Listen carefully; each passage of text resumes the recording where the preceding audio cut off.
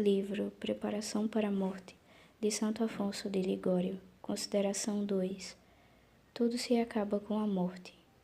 O fim chega, chega ao fim. Ezequiel 7, versículo 6. Ponto 1.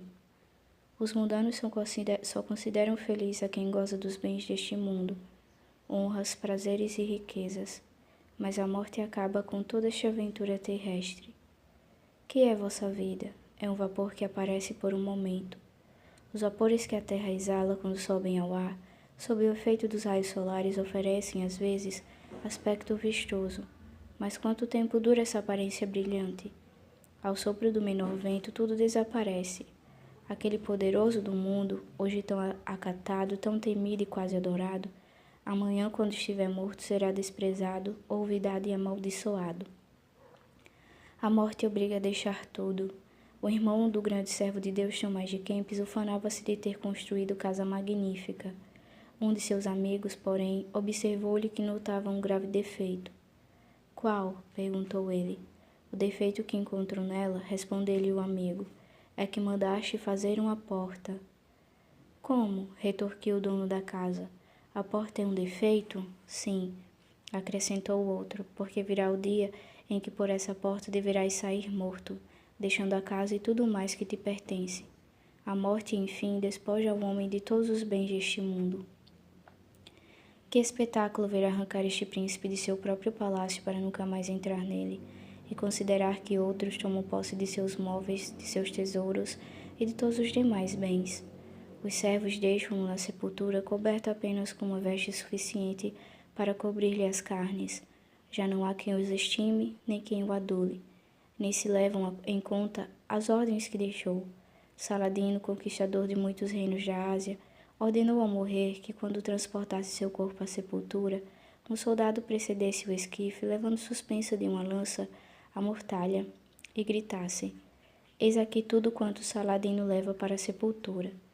Quando o cadáver de um príncipe descer à sepultura, desfazem-se suas carnes e nos restos mortais não se conserva indício algum que o distingua dos outros. Contempla os sepulcros, disse São Basílio, e não poderás distinguir quem foi o servo e quem o amo. Na presença de Alexandre Magno, certo dia, Diógenes mostrou-se muito absorvido em procurar alguma coisa entre um montão de ossos humanos. Que procuras aí? Perguntou Alexandre com curiosidade. Procuro, respondeu Diógenes, o crânio do rei Filipe, vosso pai, e não o encontro. Mostrai-me se o podeis encontrar. Neste mundo, todos os homens nascem em condições desiguais, mas a morte os iguala, disse Sêneca. Horácio dizia também que a morte nivela os cetros e os cajados. Numa palavra, quando a morte chega, finis venit, tudo se acaba e tudo se deixa. De todas as coisas deste mundo, nenhuma levamos para a tumba. Afetos e súplicas. Senhor, já que me fazeis reconhecer que tudo quanto o mundo estima não passa de fumo e demência, dai-me força para livrar-me dele antes que a morte me arrebate. Infeliz de mim, que tantas vezes por míseros prazeres e bens terrenos vos ofendi e perdi a vós que sois o bem infinito. Ó meu Jesus, médico celestial, volvei os vossos olhos para minha pobre alma, vede as feridas que eu mesmo lhe abri com meus pecados e tende piedade de mim. Mas para me curar, quereis também que me arrependa das ofensas que vos fiz. Já que me arrependo de coração, curai-me agora que podeis fazê-lo. Esquecei-me de vós, mas vós não me esquecestes. E agora me dais a entender que até quereis olvidar minhas ofensas se eu as detestar.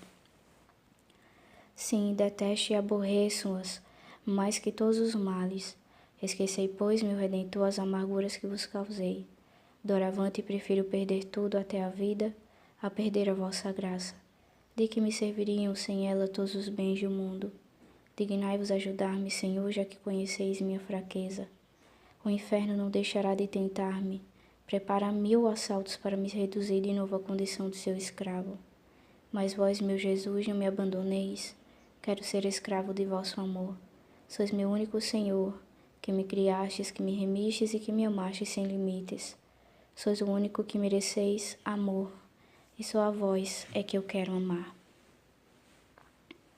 Ponto 2.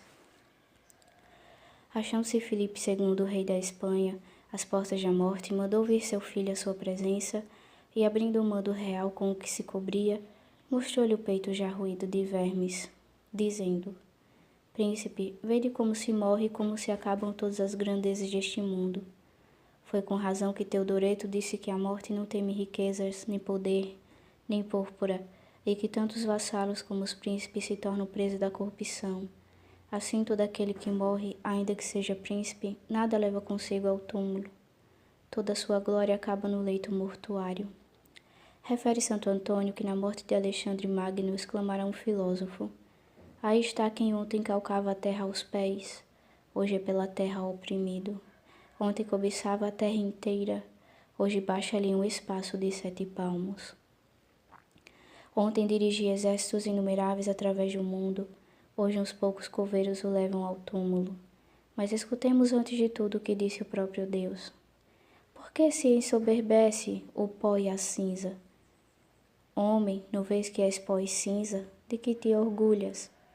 Para que te serve consumir teus anos e teu espírito em adquirir grandezas deste mundo? Virá a morte e então se dissiparão todas essas grandezas e todos os teus projetos. Quão preferível foi a morte de São Paulo eremita, que viveu 60 anos em uma gruta, a de Nero, imperador de Roma. Quanto mais feliz a morte de São Félix, simples frade capuchinho, do que a de Henrique VIII, que passou sua vida entre as pompas reais, mas sendo inimigo de Deus. É preciso considerar, porém, que os santos, para alcançar morte semelhante, abandonaram tudo, pátria, delícias e quantas esperanças o mundo lhes oferecia, para abraçarem vida pobre e menosprezada. Sepultaram-me em vida sobre a terra para não serem sepultaram-se em vida sobre a terra para não serem sepultados no inferno depois da morte. Como, porém, os mundanos podem esperar morte feliz, vivendo como vivem em pecados, prazeres terrestres e ocasiões perigosas? Deus preveniu os pecadores que na hora da morte o procurarão e não o onde achar. Disse que então já não será tempo de misericórdia, mas sim de justa vingança. A razão nos ensina esta mesma verdade, porque na hora da morte o mundano se achará fraco de espírito, obscurecido e duro de coração pelos maus hábitos que contraiu. As tentações então manifestar-se-ão mais violentas, e ele que em vida se acostumou a render-se e a deixar-se vencer, como resistirá naquele transe? Seria necessária uma graça extraordinária e poderosa para lhe transformar o coração. Mas será Deus obrigado a lhe conceder? Ou talvez a mereceu pela vida desordenada que levou? E, no entanto, trata-se nessa ocasião da desdita ou da felicidade eterna.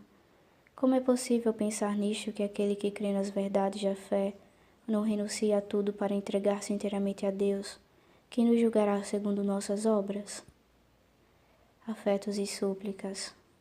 Ah, Senhor, quantas noites passei sem vossa graça!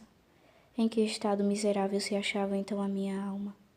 Vós a odiáveis e ela queria vosso ódio. Estava condenado ao inferno, só faltava executar a sentença. Meu Deus, dignastes aproximar-vos de mim, incitando-me ao perdão, mas quem me assegurará que agora já me haveis perdoado? Ó meu Jesus, devo viver nesse receio até que venhais julgar-me? Contudo, a dor que sinto de vos ter ofendido, meu desejo de amar-vos e sobretudo vossa paixão, Redentor meu, dão-me a confiança de que me acho em vossa graça.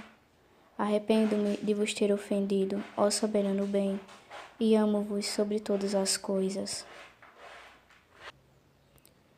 Prefiro perder tudo a perder a vossa graça e o vosso amor. Quereis que sinta alegria o coração que vos procura. Detesto, Senhor, as injúrias que vos fiz. Inspirai-me confiança e coragem. Não me lanceis em rosto minha ingratidão, que eu mesmo reconheço e detesto. Dissestes que não quereis a morte do pecador, mas que se converta e viva. Pois bem, meu Deus, eu renuncio a tudo e me converto a vós. É a vós a quem procuro, a vós a quem eu quero, a vós a quem eu amo, sobre todas as coisas. Dai-me vosso amor e nada mais vos peço. Ó Maria, que sois minha esperança, Alcançai-me a santa perseverança. Ponto 3. Davi compara a felicidade na vida presente ao sonho de um homem que desperta, e comentando estas palavras escreve um autor. Parecem grandes os bens deste mundo, mas na realidade nada são, e duram pouco, semelhante ao sonho, que se esvai. O pensamento de que com a morte tudo se acaba inspirou a São Francisco de Borja a resolução de dar-se inteiramente a Deus. Incumbiram-no de acompanhar o cadáver da Imperatriz Isabel de Granada. Quando abriram o ataúde, foi tal o aspecto horrível que ofereceu e o cheiro que exalou, que afugentou toda a gente. Só São Francisco, guiado pela luz divina, ficou a contemplar nesse cadáver a vaidade do mundo, e olhando-o, disse: Sois então a minha imperatriz? Sois aquela diante da qual tantos grandes reverentes te ajoelharam? Isabel, para onde foi vossa majestade, vossa beleza? É assim, concluiu ele de si para consigo, que acabam as grandezas e as coroas do mundo. Não sirvo mais a nenhum senhor que me possa ser roubado pela morte. E desde então se consagrou inteiramente ao amor do crucificado, fazendo voto de abraçar o estado religioso quando sua esposa morresse, o que depois efetivamente cumpriu, entrando na companhia de Jesus. Tinha razão, portanto, esse homem desiludido, quando escreveu sobre um crânio humano. Quem pensa na morte, tudo lhe parece vil. Quem medita na morte não pode amar a terra. Por que, entretanto, há tantos desgraçados que amam este mundo? Por que não pensam na morte? Míseros filhos de Adão, diz-nos o Espírito Santo, por que não arrancais do coração os afetos terrenos que fazem amar a vaidade e a mentira? O que aconteceu a teus antepassados sucederá também a ti. Eles moraram nesta mesma casa, dormiram neste mesmo leito, mas já não existiu, o mesmo acontecerá a ti. Entrega-te, pois, a Deus, meu caro irmão, antes que chegue a morte. Não deixes para amanhã o que podes fazer hoje, porque o dia presente passa e não volta, e amanhã a morte poderia apresentar-se e nada te permitiria fazer. Procura sem demora libertar-te do que te afasta de Deus. Rompe sem tardança com todo o laço que te prende aos bens da terra, antes que a morte os venha arrebatar. Bem-aventurados os que, ao morrer, já se acham mortos para as afeições terrenas. Estes não temem a morte, antes a desejam e abraçam alegremente. Em vez de separá-los dos bens que amam, une-os ao sumo bem, que é o único objeto digno de amor e que os tornará eternamente felizes. Afetos e súplicas. Agradeço-os, meu amado Redentor, o ter desesperado por mim. Que teria sido de mim se me tivesses dado a morte quando tão afastado de vós me encontrava? Benditas sejam para sempre a misericórdia e paciência com que me tratastes. Rendo-vos sinceras graças pelos dons e luzes com que me enriquecestes. Não vos amava, nem me importava então ser amado por vós. Agora vos amo de todo o coração, e a pena que mais me acabrunha é ter desagradado a vossa infinita bondade.